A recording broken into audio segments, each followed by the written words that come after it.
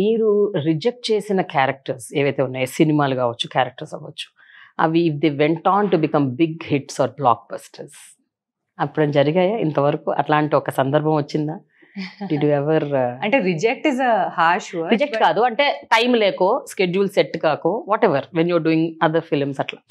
I only say no to a film if I feel like I might not do a convincing job. But I don't have any regrets in life. Even if they become super hit, I'm happy for the team.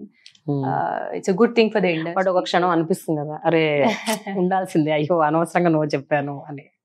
అలా ఎప్పుడైనా జరిగిందా? అలాంటి regrets నేను ఉంచుకోను అసలు. Generally no. Really? But I feel like if I made a decision at that point, there must have been some reason for it. So that's how I move on. Yeah. So మీ decisions మీరే తీసుకుంటారా, లేకపోతే you have anyone who advises you either in the industry or family? In the beginning, yes, I would share my scripts with my parents and take their opinion on the stories. But ippudu I take the decisions myself. Whether it's a good decision or a bad decision, I like taking the decisions myself. Yeah.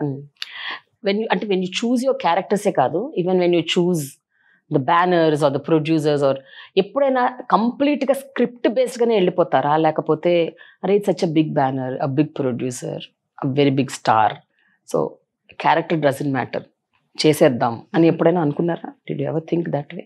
It's a combination of everything for me.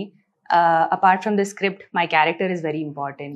Chestuna banner also has to be important, and the team is very important. I'm a director's actor, so for me, working with a good director is also very important.